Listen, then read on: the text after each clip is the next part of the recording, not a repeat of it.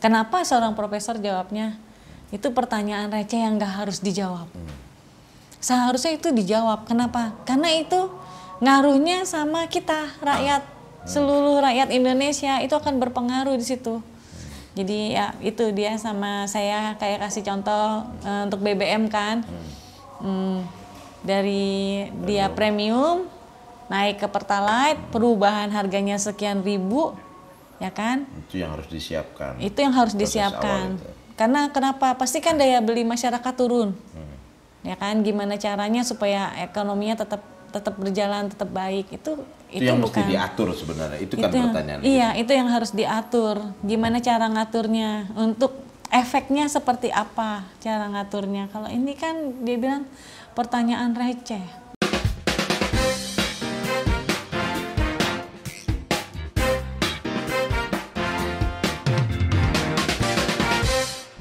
Halo kawan muda, kita ketemu lagi di Ngobsdul.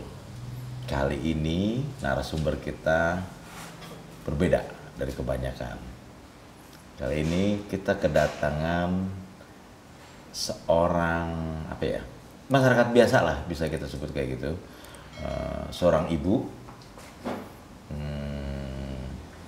bukan sembarang ibu, dan mudah-mudahan ibu ini nggak kena dosa. Mudah-mudahan karena anaknya juga nggak ada yang durhaka gitu ya. Gitu. Ibu ini bernama Ernawati. Selamat siang, Bu. Selamat siang, Mas. Apa kabar? Alhamdulillah sehat hari ini. Oke. Ibu Ernawati ini bukan ibu biasa juga. Ibu Ernawati ini sekarang sebagian pekerjaannya menjadi driver online. Ya. Udah berapa lama tuh, Mbak? Sudah dari 2013. 11 tahun. 2013? Oh, udah lama dong. Iya. Hobi nyetir. Hobi ngebut maksudnya? Hobi ngebut juga. Agak lain nih Bu satu ini nih ya. Oke, Bu. Mbak deh ya. Ya, boleh. Mbak Erna. Kita pengen tahu nih, Mbak Erna ini dulunya apa ya? Atau dulu di mana? Kuliah di mana, Mbak? Aku kuliah di Universitas Negeri Tanjung Pura, Pontianak. Fakultas? FISIP Untan. Fakultas Ilmu Sosial dan Ilmu Politik.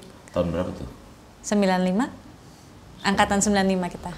95. Berarti waktu periode atau masa-masa kerusuhan 98, 99 itu ada di sana. Oke, boleh dong. Kalau anak FISIP biasanya mestinya ikut turun demo, ke lapangan, turun ikut demo. Waduh. Oke, ini bahan pertama nih. Boleh dong diceritain? Itu memang ada mau menurunkan Presiden Soeharto. Jadi kita demo rata semua Indonesia. Ngerasain juga namanya pertama kali kena gas air mata. Ada penembakan dengan peluru karet. Oh, udah ngerasain tuh? Iya, ngerasain. Lumayan ricuh demonya? Ricuh ada pembakaran juga ada. Di Bundaran Untan juga ada pembakaran. Oh gitu. Itu berhari-hari demonya? Berhari-hari. Kita dudukin kantor gubernur sama DPRD di sana juga. Oh, nggak mau kalah sama Jakarta ada. Nih? Iya. Iya dong. Iya dong. Masanya banyak tuh mahasiswanya yang waktu itu? Banyak banget. Karena kan dari bukan hanya satu universitas ya, dari yang lainnya juga ada, dari Politeknik. Gabung dari Muhammadiyah semua gabung. Okay.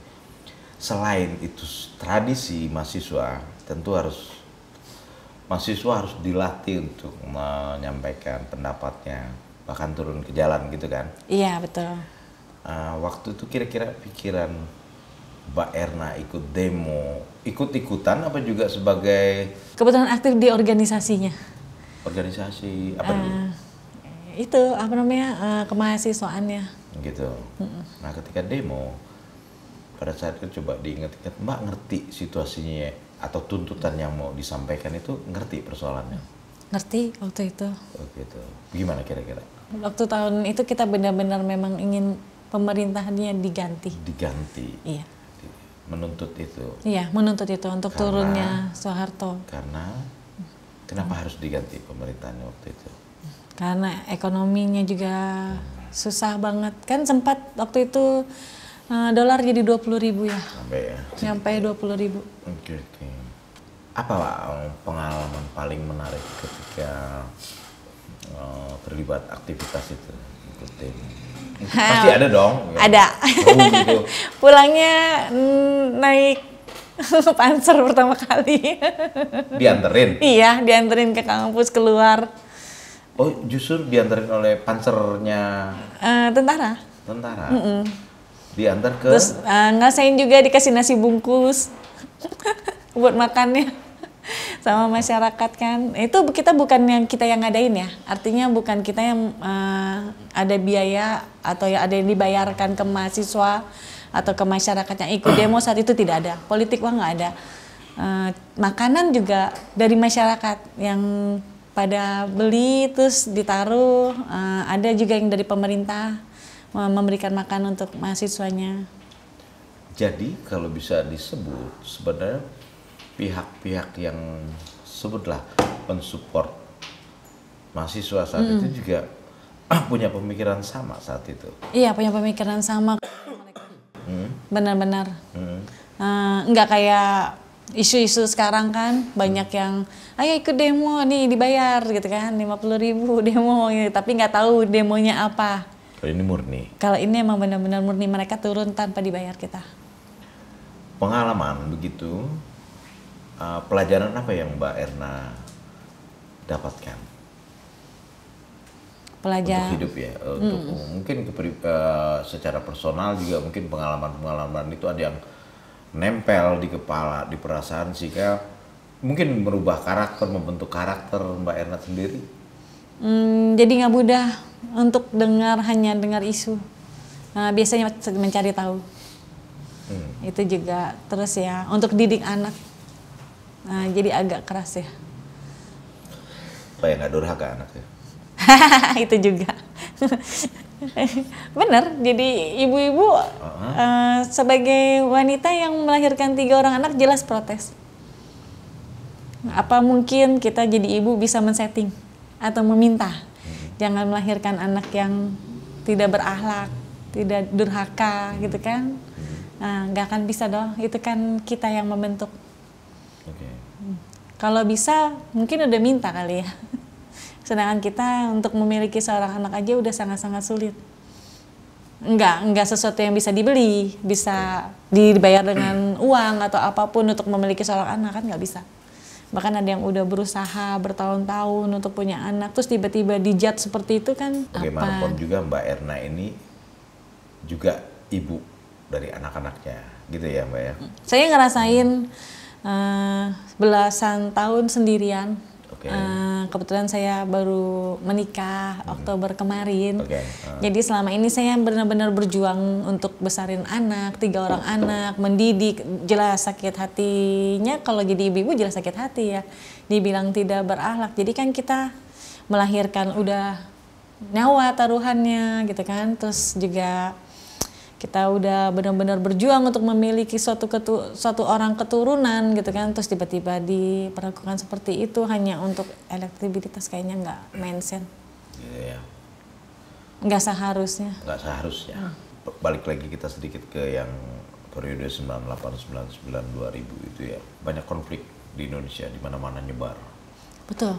Ya kan, Jakarta di mana, Pontianak. Berarti Pontianak. kan jauh dari Sampit, Sanggau sebenarnya. Betul. Di situ kan ada juga konflik horizontal di masyarakat.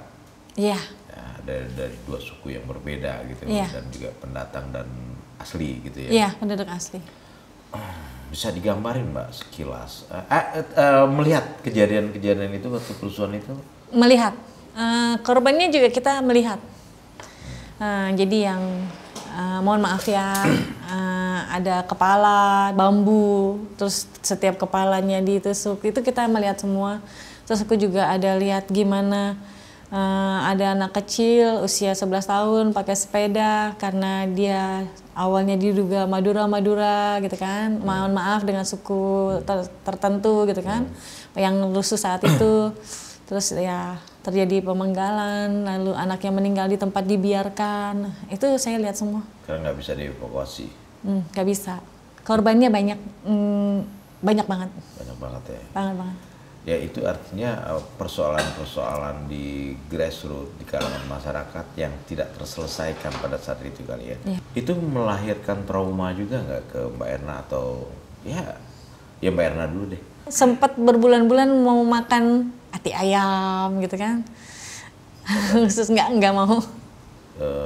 Dari kejadian itu buat Mbak Erna sendiri, buat pribadi Mbak Erna, apa pelajaran yang bisa ditarik? Ya, di situ bumi dipijak, langit dijunjung. Oke, jadi setiap orang harus menghormati masyarakat sekitarnya, masyarakat yang penduduk asli. Kita pendatang, kan kita pendatang nih semua. Iya dong, di Kalimantan tuh penduduk aslinya berapa banyak? Semua kan pendatang, Cina, segala semua pendatang di sana kan. Ya, hormatilah. Gitu ya, itu pelajaran yang Mbak Erna bisa tarik dan itu jadi prinsip Mbak Erna juga. Iya. Oke. Ini banyak cerita nih tentang Mbak Erna ini karena lumayan banyak melihat peristiwa-peristiwa yang terjadi termasuk kehidupan biasa dia gitu. Sekarang narik. Sekarang narik. Kenapa narik gue? Hobi. Online. Hobi. Ada untuk kebutuhan ekonomi keluarga? Untuk memenuhi kebutuhan anak-anak. Sampai saat ini masih bisa dibilang jadi driver online. Dalam 1 bulan tuh masih bisa cukup untuk ngehidupin anak-anak. Aku termasuk nyekolahin 3 orang anak dari hasil itu. Dari hasil itu bisa dapat tuh? Bisa dapat. Lumayan berat pekerjaannya ya? Ya nyetir 12 jam di jalan. 12 jam.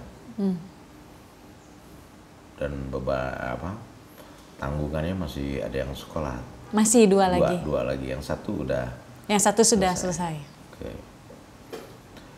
Tentu banyak cerita di teman-teman ketika narik ya, teman-teman sesama driver atau bahkan dengan customer cerita-cerita.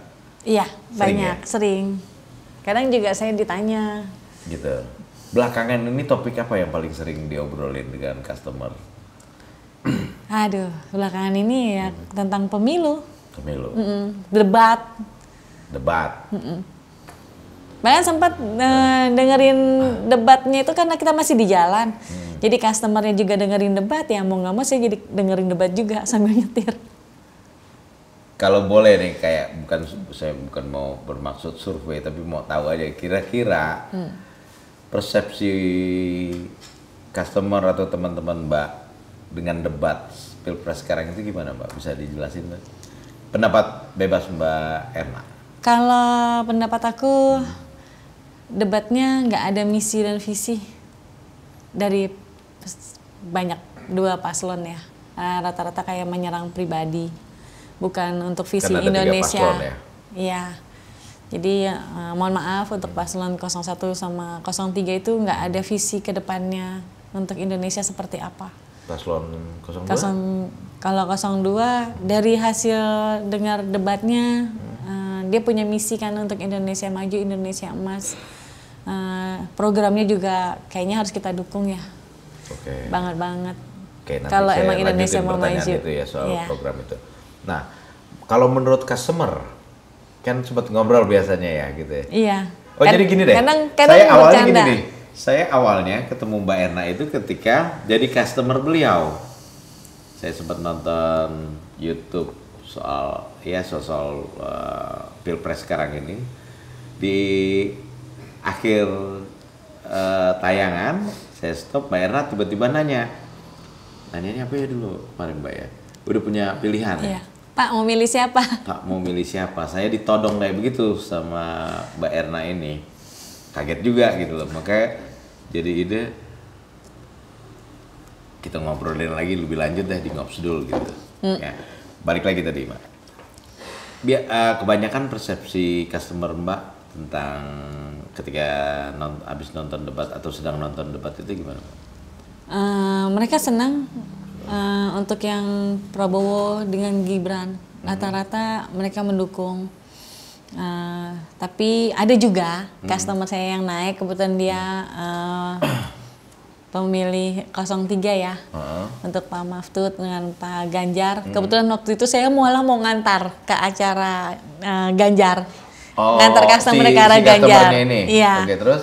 Kata customernya, saya sih ikut-ikutan aja. Nih Mbak, mau ke acaranya Pak Ganjar. Saya di keluarga memang beda-beda katanya kan, saya mau milihnya beda-beda. Oh gitu Bu, ya. Terus milih kenapa Bu? Soalnya saya kalau milih 01 enggak deh katanya. Tapi kalau milih 02 saya takut. Soalnya kan latar belakangnya militer ya katanya. Jadi pilih 03. Saya milih 03 aja dulu deh katanya gitu. Memang berbeda sama anak saya sama suami saya katanya. Oh, oke. Kan saya suaminya sama anaknya milihnya Prabowo mereka katanya. Begitu. Terus ketemu pendukung siapa lagi customernya? Pernah ada? Ketemu 01 pernah. Gimana? Pernah. Ceritanya? Kata mereka, Mbak, kalau itu kan agamanya kuat. Oke. Megang untuk ajaran agamanya kuat gitu. Nah, kayaknya lebih bagus orang yang tahu agama yang memimpin. Gitu. Dari situ saya senyum-senyum aja sambil nyetir. Kalau yang dengan pendukung 03 ini, Mbak senyum-senyum aja apa ngasih argumentasi juga atau ngasih juga? Argumentasi sih, aku bilang kan kalau dari 02 tegas Bu jadinya. Aku bilang gitu kan, lagian kan paslonnya bukan orang miskin. Secara ekonomi orang punya uang, jadi untuk korupsi juga kayaknya enggak deh, jauh banget itu. Udah nggak butuh lagi? Iya, nggak butuh duit buat korupsi, gitu. Ibunya ketawa. Ibunya ketawa. Jadi kalau saya tebak, Mbak Erna ini pendukung 02 berarti? Iya. Oh iya? Iya, saya tegas emang iya. Kenapa? Untuk ke depan visi misinya setelah hasil debatnya juga, debatnya emang isinya tuh sebetulnya untuk Indonesia ke depan seperti apa, jadi nggak ada nyerang pribadi. Nah, kalau debat ketiga yang presiden juga nyerang Prabowo, ya kan, dengan tanah, dengan tentara yang nggak punya rumah, bohong itu, orang ada mes. Udah dibikinin mes. Buat yang bujangan. Iya, tentara bujangan masuk mes, ya kan. Yang punya keluarga masuk rumah. Rumah dinas kan ada, semua ada. Tapi kan memang ada tahapan tertentu yang bisa untuk masuk ke sana. Dan memang lagi dibangun terus gitu ya? Lagi dibangun terus sampai sekarang. Mbak tahu itu juga? Tahu. Oke, kawan muda. Ini Bu Erna ini emang bukan siapa-siapa, maksud aku bukan pejabat, bukan memang masyarakat biasa ya. Iya. Ini memang kita memang sedang pengen tahu dari perspektif masyarakat biasa gitu ya, itu ya. Iya betul. Ini kan debat itu ada dua ya, capres sama wapres. Boleh dikasih pendapat Mbak Erna atau pengalaman ketika bekerja ya? Gitu. Kalau debat capres kayaknya nggak masuk akal deh. Untuk yang kedua kalinya juga nyerangnya pribadi, bukannya debat ilmu. Saya kebetulan suka baca kan, jadi masyarakatnya saya suka baca, saya ikutin. Suka baca dan suka nulis juga? Iya, suka baca, suka nulis. Jadi itu bukan debat ilmu dari paslon 0103, tapi debat menyerang personal. Ya, untuk apa? Mau tahu ke harta kekayaan luasnya? Toh kan udah dilaporin ke negara. Sebagai pejabat, pasti dia melaporkan harta kekayaannya ke negara.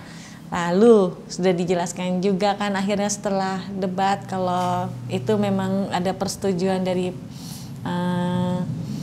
Bapak Yusuf Kalla, kalau saat itu memang daripada dimiliki oleh asing, akhirnya Prabowo yang membeli untuk utangnya dibayarkan, jadinya jatuh ke negara kita, ya kan? Kan kenapa nggak lihat data? Kenapa malah nyerang pribadi? Nah kalau Alusita, saya orang awam ya. Awam tapi kayaknya tahu deh. Kayaknya kalau Alu kayak karena udah banyak baca. Kalau Alu Sita untuk dibuka, terima kasih. Untuk dibuka kayaknya bego deh. Nanti kita negaranya bisa kayak Gaza dong, diserang. Udah tahu toh kekuatan kita seperti apa?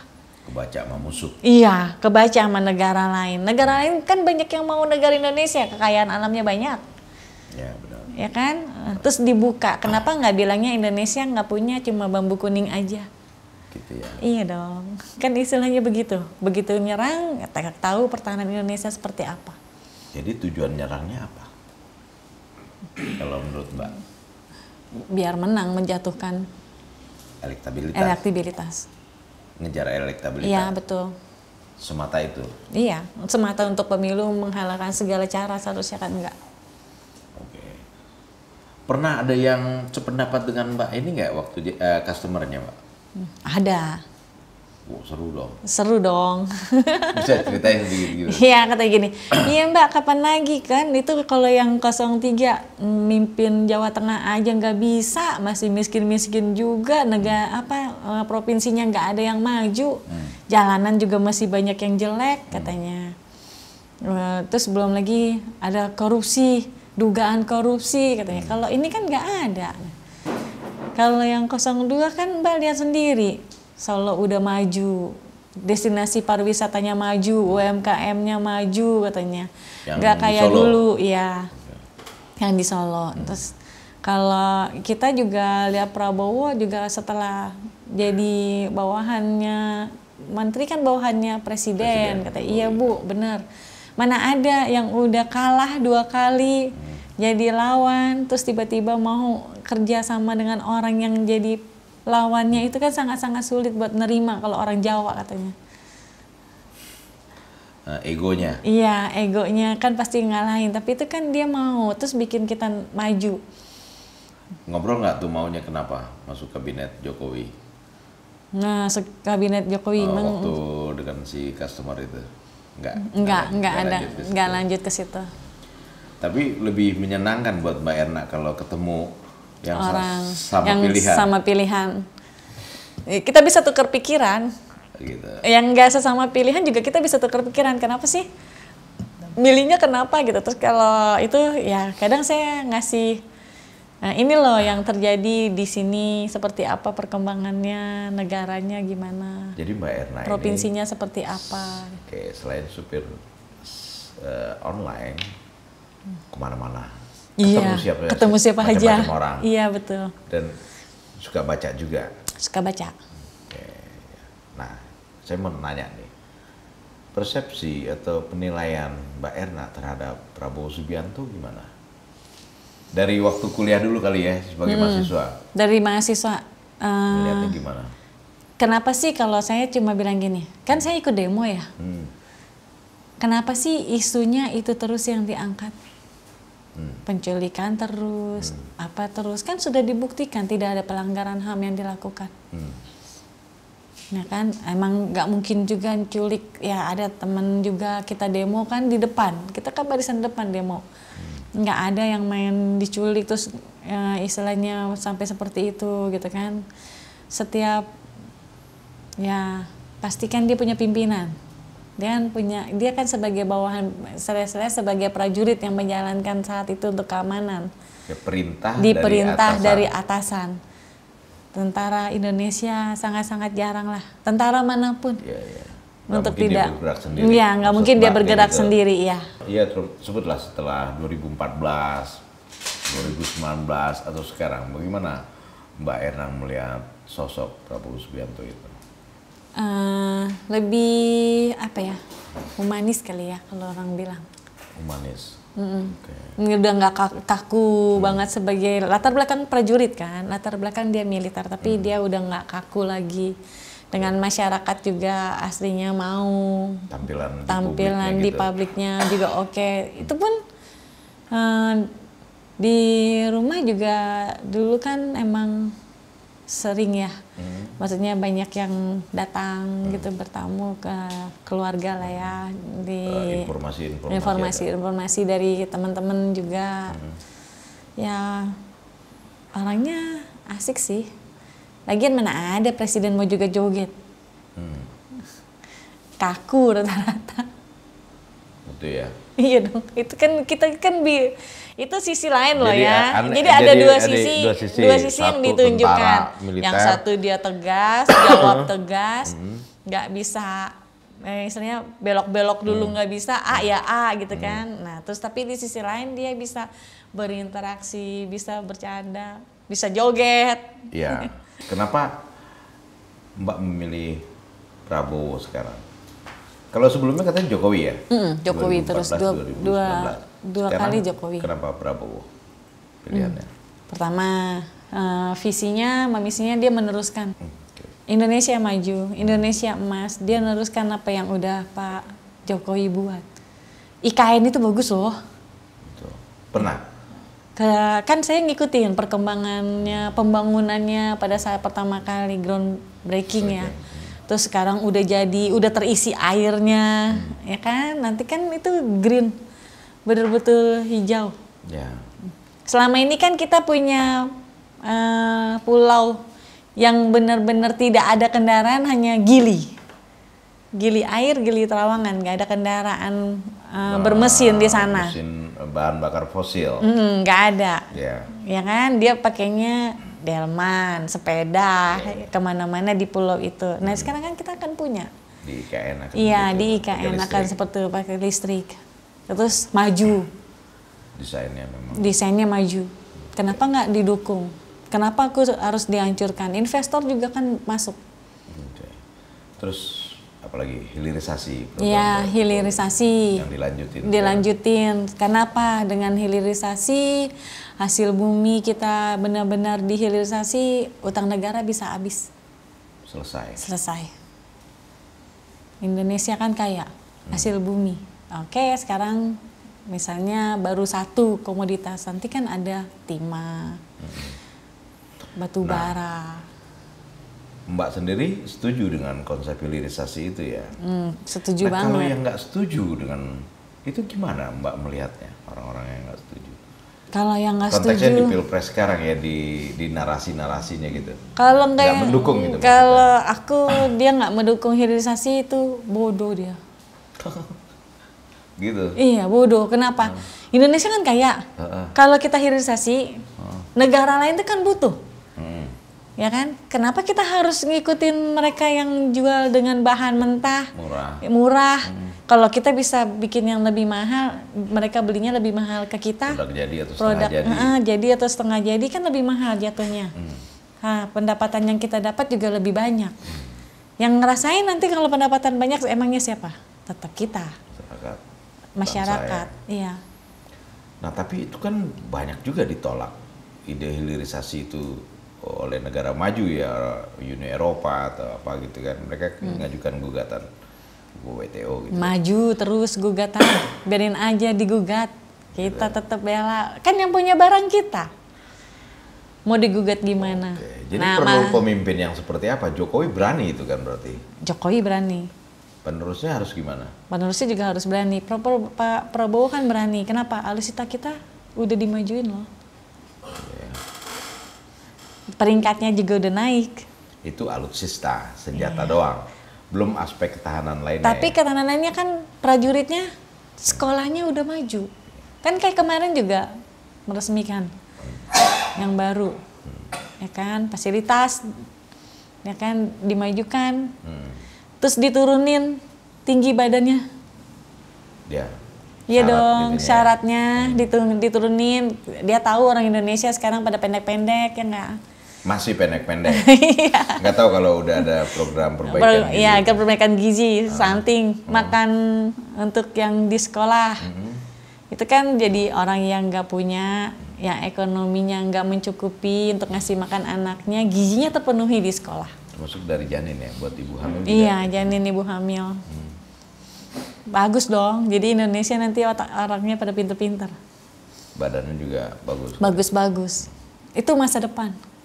Memang nggak akan kelihatan dalam waktu setahun, 2 tahun nggak akan kelihatan. Tapi ke depannya udah pasti kelihatan. Kayak gitu ya. Penyebaran penduduk Indonesia kan banyak, yang lahir juga banyak. Dia gizinya dapat, melahirkan, nah yang dilahirkan gizinya bagus, secara nggak langsung itu kan investasi ke depan. Investasi ke depan. Iya dong, investasi bangsa dong, SDM nanti yang maju. Oke. Canggih juga pemikiran Mbak Erna gitu ya. Ini Ke hasil depan. dari doyan ngebut Di jalan. Ada faktor Gibran juga nggak sehingga Mbak Erna sekarang memilih paslon 02? Paslon 02. Kalau bisa, ini kan Prabowo sama Gibran. Nanti 5 tahun ke depan kan Prabowo berhenti, tapi pembangunan tetap berjalan. Nah, nanti ke depannya siapa tahu Indonesia dipimpin dengan anak-anak muda. Nggak hanya kakek-kakek sama nenek-nenek pemikirannya yang masih ke belakang. Ini nyindir ya? Iya dong. Nyindir dia. Sekarang kan kita ke anak muda dong, ya enggak? Yang maju anak muda, kenal teknologi. Apa sekarang? Semua sekarang udah pakai QR. Zaman dulu. Zaman berubah. Nah, zaman dulu taunya uang, kertas. Kertas. Ya kan, buat bayar. Zaman sekarang taunya pakai QR bisa, transfer bisa, banking bisa. Kalau anak mudanya nggak maju ke sana, yang tua-tua mulu dong. Lama-lama ATM mulu yang dibangun di jalan. Itu ya. Iya dong, teknologi maju. Negaranya jadi negara maju, mengenal teknologi, kenapa enggak? Solo juga maju loh, Mas. Dipimpin Gibran, Solo juga maju. Oh, waktu Gibran jadi wali kota Solo, Mbak udah pernah ke Solo? Iya dong. Kan saya orang Jogja. Oke. Jadi kan dulu itu kalau ke Solo cuma Tawangmangu, Pasar Klewer yang buat beli baju, batik. Iya. Nggak ada yang lain. Makanan itu tersebar. Memang makanan murah sih. Bakso itu 6.000, 8.000 masih bisa dapat. Mie ayam di sana masih bisa dapat segitu. Kalau sekarang kita ke sana mau nginep aja udah susah. Mau mesen kamar harus sudah jauh-jauh dari hari-hari jauh. Kalau dulu enggak. Pariwisatanya kan maju. Terus iya, tinggi jadinya. Terus kreativitasnya anak mudanya kan juga ada tempatnya. Teknopark. Iya, Teknoparknya kan ada tempatnya. Mau apain di situ juga kita anak muda kita bisa lebih maju. Pengolahan UMKM-nya juga oke, UMKM-nya. Jadi lebih maju. Jadi orang produksi bukan cuma jual, nih loh aku punya. Ini kan dari sana nih, jagung. Dulu jualnya begini. Pakai bungkus plastik doang. Sekarang kemasannya kedap, udah bisa dilempar keluar. Udah kemana-mana. Pembeliannya juga bisa online, nggak harus datang. Pengolahan, iya, destinasi baru, ekonomi masyarakatnya naik, taraf hidupnya naik, kan itu lebih baik. Jauh sama paslon 03, masih miskin sampai sekarang. Masih ada jalanan yang gak bagus. Ini judasnya ibu-ibu ya, bukan judasnya mbak-mbak nih gitu. Jauh, mau di kanan gimana pun jauh. Pengolahan sampah pun malah kan ngambil dari provinsi lain kan untuk diolah sampahnya. Sombong. Iya gitu. dong. Karena sampahnya udah habis nih. Iya, nggak cukup kan. Nah, jadinya bisa maju dari penjualan sampah itu kan jadi ada komoditas juga daur ulang semua kan ada dapat. Nah, ini juga ya listrik kan. Untuk pembangkit listrik. Udah jalan belum ya itu? Udah. Udah ya? Udah jalan. Keren ya. Nanti Jakarta digituin, wah keren dong. Nggak ada itu Bantar Gebang yang bau-bau. Ya numpuk sampai 50 meter kalau nggak salah. Sampai udah nggak ada lagi tempat buat pembuangan. Nanti kan udah ada semua itu. Jadi sebenarnya itu bisa dikelola dengan baik? Bisa. Tapi belum. Di Jakarta sekarang belum? Belum. Di Solo udah? Di Solo udah. Iya. Kenapa enggak? Jakarta kan baru adanya bank sampah. Iya, di tempat di area rumah saya juga udah ada bank sampah. Jadi dia dipisahkan sampah organik, sampah ini, tapi hanya sampai di situ. Belum diolah jadi produk. Belum diolah, iya. Artinya itu lebih advance lagi sebenarnya ya. Iya dong, ke depan bisa jadi pendapatan juga. Iya, iya pasti itu. Jadi itu yang membuat, apalagi yang membuat Mbak Erna mendukung paslon 02? Masuk 02 ya aman, maju, jauh. Pembangunan gak hanya Jawa aja. Desentralisasi, pemerataan Pemerataan pembangunan. Nah, udah kelihatan kok. Nah, aku ngerasain juga di Ternate, di Kendari, di Jayapura. Kesana? Kesana. Dulu semen 2,5 juta satu sak, terus berubah jadi 500.000. Gula sekarang udah mulai harganya di 18, 26.000 paling mahal. Dulu sampai 70-an ribu sekilo. Oh, jadi program satu harga itu jalan. Terus kan sekarang aku yang ngerasain di Pontianak ya. Dulu tuh mau masak sayur sop, wortel itu satu biji 5.000. Segini nih, panjangnya tuh 5.000 Mas. Harganya 5.000. Kalau sekarang udah sama kayak di sini. Dulu saya kalau mau pulang ke Pontianak kan kuliah di Pontianak. Dari Jakarta saya bawa sayur. Bawa brokoli, bawa kembang kol, bawa wortel. Karena kalau di sana ikan oke murah. Tapi bahan komoditi yang seperti sayuran segala macam itu mahal. Datangnya dari Malaysia, gula dari Malaysia, susu dari Malaysia. Kalau sekarang enggak. Lokal maju. Pertanian lokal. Iya, karena tol laut kan sejak ada kapal yang bisa nyebrang dari Semarang bawa bahan-bahan untuk ke Kalimantan dan lebih cepat. Ya kan? Dulu kan hanya orang aja yang bisa diangkut sama kapal pelni. Sekarang komoditas semua bisa diangkut. Jadi harganya udah sama. Juga sebaliknya. Iya. Udah sama harganya sekarang di sana, di sini 7.000, di sana sekilo juga kurang lebih segitu. Gitu ya. Tapi udah per kilo, bukan per buji. Per satuan. Iya, gitu. Per satuan. Kalau sekarang udah per kilo juga sama, jauh. Tapi itu Mbak rasain juga kata tadi di mana tadi Jayapura. Iya, aku ngerasain. Aku beli bakso ya. Sempat kaget ya.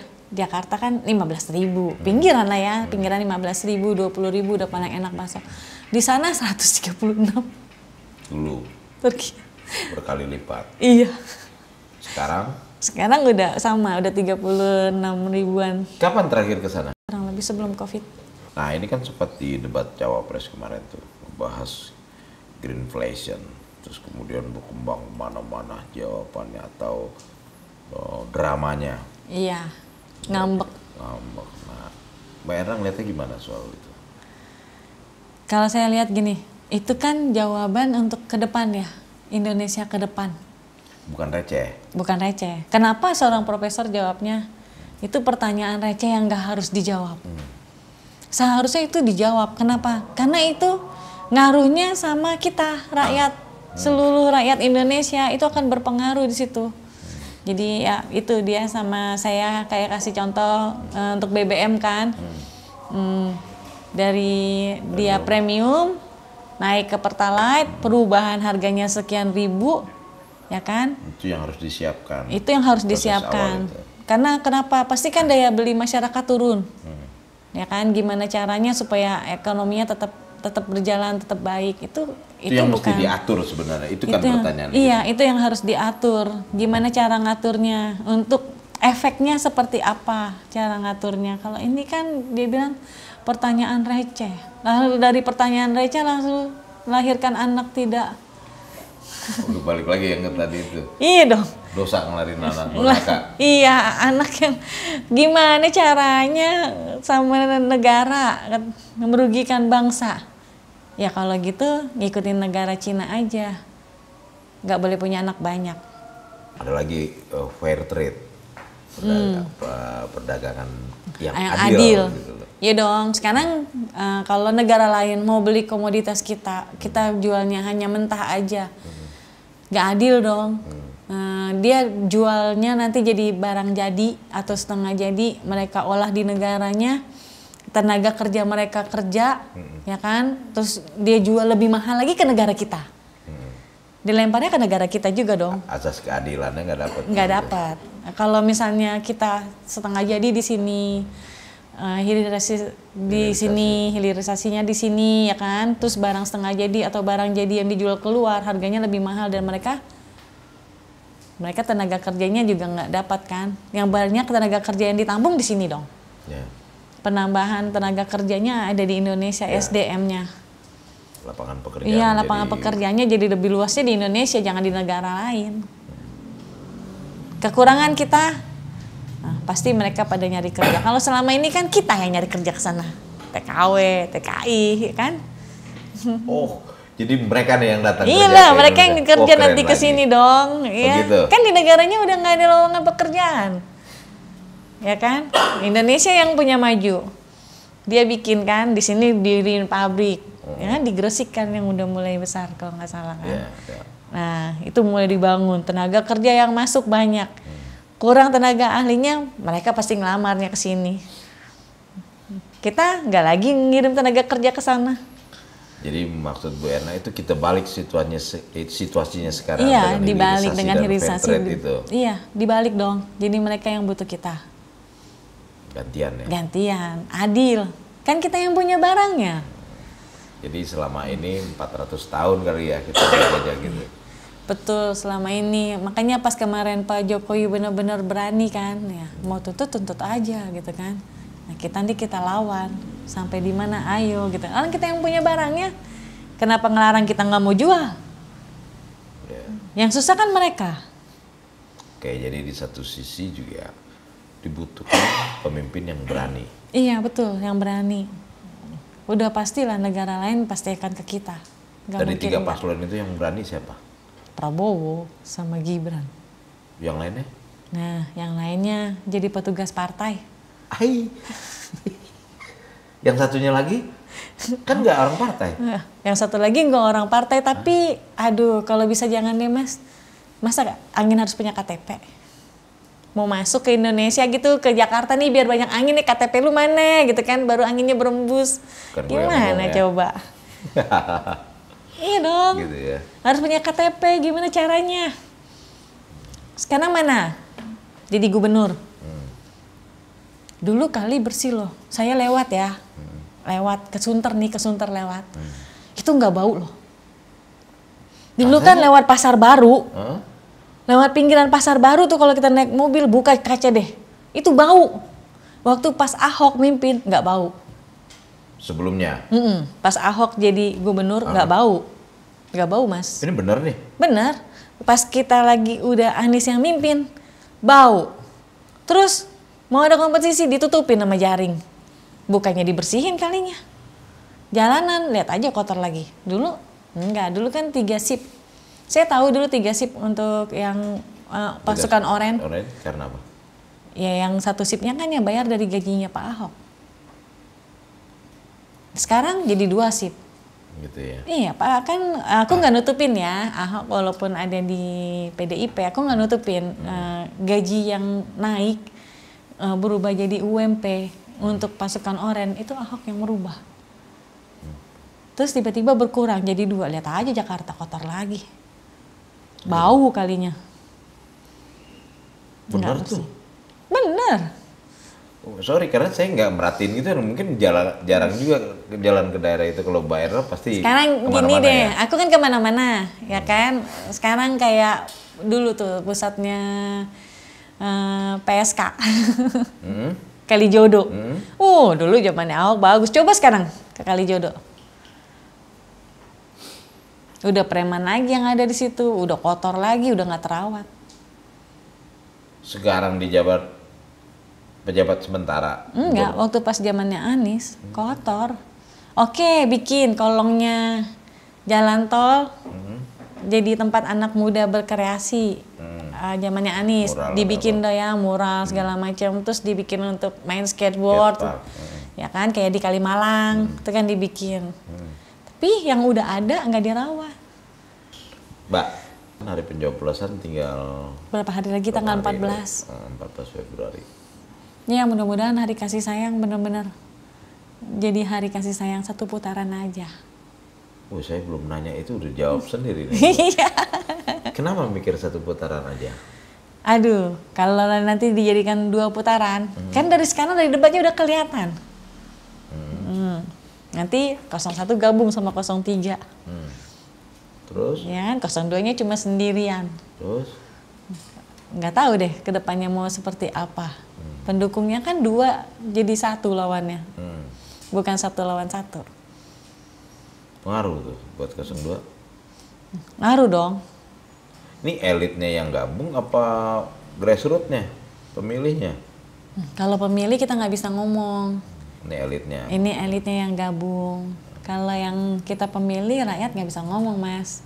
Makanya kan Presiden Jokowi bilang, yang milih rakyat. Benar, saya setuju.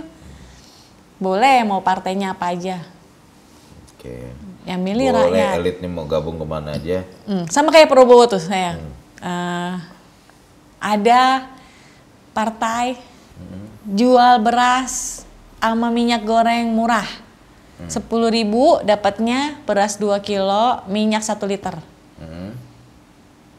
Ya dong, kan kata Prabowo, ya kalau emang bagus ambil aja. Jadi saya beli aja, oke saya beli 10.000 dapat kupon tukar, dapat beras 2 kilo sama 1 kilo. Ya udah, sampai di situ aja. Rakyatnya kan belum tentu milih, ya kan? Jadi pemikirannya kan, mumpung berasnya murah sama minyaknya murah, namanya emak-emak ambil aja, kan lumayan buat rumah tangga. Ya, ya. Tapi kan tetap yang milih rakyat. Indonesia kan udah pada pinter-pinter. Yakin itu ya? Yakin dong anak mudanya pinter-pinter. Kalau enggak akan ada maju sampai sekarang.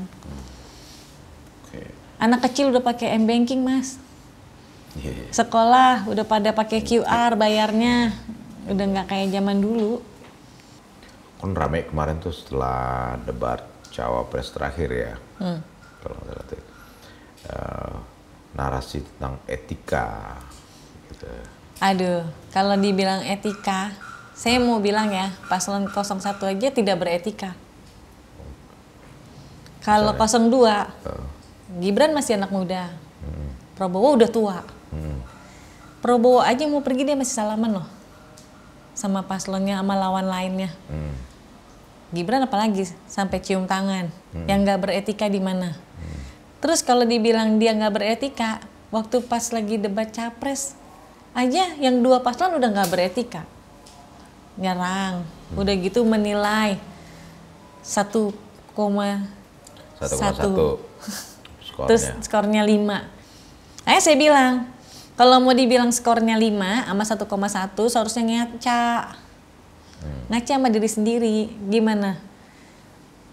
Jawa Tengah, apa sih yang udah dibuat? Wali kota, gubernur. Hasil kerjanya wali kotanya dong, ya enggak. Gubernurnya enggak ada. Terus kenapa sampai harus menyerang kayak begitu? Waktu saya lihat di debat itu, lihat mukanya, raut wajahnya Pak Prabowo yang nahan antara marah, kecewa. Kecewa dibilangnya. Iya dong. Itu kan direndahin secara pribadi, udah direndahkan, terus kinerjanya juga direndahkan. Banyak dong tentara juga bilang yang gak beretika siapa sekarang. Terus dibilangnya udah pergi ninggalin ruangan, enggak. Ya kan, kalau misalnya etika, Gibran lebih bagus ke etikanya. Ada yang jatuh, dia mau buru-buru nolong bangun. Itu naluri loh. Terus yang seperti itu yang dibilang ya, melahirkan anak tidak berakhlak. Ke situ lagi ya. Iya dong. Iya. Kan kaitannya ada di situ. Kalau orang tuanya atau Ibu Iriana sebagai ibu negara tidak mendidik anaknya dengan baik, nggak akan ada sopan nama kesantun seperti itu. Nggak akan ada etika. Ya udah selesai debat kan lawan, tinggalin aja. Ini kan nggak, dia datang nyamperin. Ya kan, waktu acara juga kita nggak bukan di debat aja deh, pas lagi acara dia datang, dia salaman loh sama Bu Megawati. Setelah ayahnya dibilang petugas partai, setelah itu segala macam kegiatan. Yang nggak beretika siapa? Jadi jelas sama Mbak Erna siapa yang nggak beretika. Iya dong, jelas dong yang gak beretika siapa. Ya udah nggak usah disebut lagi, udah jelas sama penonton kita, udah jelas itu. Dari keseluruhan obrolan kita ya, apa sih harapan Mbak Erna sebenarnya? Mbak Erna orang biasa, bukan pengusaha. Bukan pengusaha kan ya? Bukan. Beneran ya bukan pengusaha? Nggak ada usaha. Oke. Artinya di kalangan biasa lah. Iya. Di kalangan kebanyakan masyarakat Iya, Indonesia. masyarakat umum. Apa ya harapan Bu Erna ke depan? Harapan aku nanti ini tanggal 14 kan, pemilu aman, nyaman, tidak terjadi kerusuhan, tidak terjadi provokasi, ya terimalah siapa yang kalah. Siapapun itu nanti yang kalah atau yang menang, karena itu berarti pilihan rakyat. Udah gitu ke depannya kalau bisa tetap dijaga nih Indonesia, ekonominya. Ya kan sekarang kan kelihatan kita mama lah ya, ngasih makan, ya kan. Kita belanja nih, beli telur. Nggak pernah ada telur lebih dari 32.000 atau 33.000 pada saat hari raya harganya. Kalau sekarang kan di kisaran 25, 26, itu 27. Kan artinya iya 27, 25, 500 lah paling terendah. Itu kan dijaga berarti. Pasarnya dijaga. Ya kan, itu kan secara nggak langsung juga buat kita rakyat nih ngerasain. Ya kan? Buat kita rakyat plus emak-emak kan? Iya, pas emak-emak ngerasain nih, gue mau masak nih, mau ngasih makan anak-anak, cari uangnya kan kerjanya online. Yeah. Nyari uang masih bisa buat anak-anak sekolah, bisa ngasih makan, bisa segala macam. Ya kan, terus pembangunan diteruskan. Jalanan kan gak hanya harus di Jawa. Ya kan, ini kan udah mau nyampe Aceh. Yeah. Jalan tol udah mau nyampe Aceh. Pembangunan merata. Kenapa? Mempercepat ekonomi berputar lebih cepat, pembuangan juga lebih cepat. Dulu aku mau pulang ke Jogja, itu butuh waktu 18 sampai 20 jam naik kendaraan. Dari Jakarta ke Jogja. Sekarang 6 jam setengah udah nyampai. Tol to tol dari Jakarta masuk tol Jor, keluar tol Boyolali itu 6 jam setengah udah nyampai. Itu kan berarti pembusukan di jalan nggak ada dong. Ya kan, bahan pangan pokok yang rusak nggak ada dong. Buah-buahan hasil padi, hasil segala macam buah-buahan petani nggak ada yang rusak dong. Sayuran nggak ada pembusukan di jalan. Kan jadi harga jual ke emak-emak aja bisa lebih murah. Lebih murah karena kan nggak ada pembuangan. Terus jaraknya juga lebih dekat, jarak tempuhnya dibandingin yang berhari-hari waktu tempuhnya, yang tentu kan butuh bahan bakar lebih banyak kalau lebih lama untuk jarak tempuh. Ya, udah gitu dibangun fasilitas untuk anak mudanya. Jangan hanya di kota-kota aja, tapi di daerah nanti akan dibangun kan. Ya yang udah kelihatan kan di Papua dibangun, di Solo dibangun. Jakarta belum signifikan dibangunnya untuk fasilitas anak mudanya. Yang udah dibangun itu baru Taman Ismail Marzuki, tapi itu kan tidak ada di dalamnya, hanya berubah tampilan aja. Hanya berubah tampilan luarnya, tapi dalamnya tidak. Kegunaannya belum ada. Jadi jangan hanya ada RPTRA aja. Ya kan, nah kalau ada satu tempat yang bisa anak muda maju di sana, belajar di sana, udah pasti akan lebih maju. Anak Mbak Erna anak muda semuanya ya sekarang? Iya, yang satu mau masuk kuliah, yang satu baru mau masuk SMP. Nanti kedepannya kalau kita dibangun, kita maju, kan anak-anak kita yang ngerasain, bukan kita yang udah tua-tua. Itu ya? Iya dong. Otaknya maju, gizinya terpenuhi, otaknya maju, fasilitasnya maju, SDM-nya naik. Apalagi yang mau disampaikan, Mak-mak? Mau disampaikan, pilihlah yang baik. Yang mana yang baik itu? Karena semuanya paslon nggak yang pasti baik. Bilang yang baik kan, tapi pilihlah yang punya misi sama visi yang baik buat Indonesia. Siapa? Siapa tuh? Prabowo. Sama Gibran. Oke deh, Mbak Erna terima kasih banyak ya. Sama-sama Mas. Kita udah minta waktunya narik. Iya, nggak apa-apa. Waktu Mbak Erna, tapi mudah-mudahan apa yang Mbak Erna sampaikan ini ada manfaatnya buat penonton kita ya. Ini kan memang terutama buat emak-emak. terutama buat Iya. mama. Jangan takut untuk melahirkan anak. Ibu-ibu yang pasangan muda jangan takut untuk melahirkan anak. Ya kan? Oke dong, agama, akhlak itu dari orang tua yang membangun. Bukan langsung melahirkan, langsung jadi nggak berakhlak, jadi nggak berguna, merugikan bangsa. Enggak. Masa kalah sama Cina, Oke. yang rakyatnya ada di mana-mana. Bukan hanya di negaranya doang. Bisa dong Indonesia maju nih, ya kan? Anaknya udah maju, gizinya terpenuhi. Dia bisa merambah ke negara manapun. Gitu ya. Jadi dominasi. Kita balik gitu. Iya, kita balik. Jadi negara lain yang butuh kita. Gitu Mbak ya, makasih ya. Ya, terima kasih banyak atas Oke, waktunya. kawan muda, kita selesaikan dulu obrolannya kita dengan Mak atau Mbak Ernawati gitu ya. Kayak saya pikir luar biasa ya, karena Ngops dulu baru kali ini juga kita mendapat atau didatangi narasumber seperti Mbak Erna.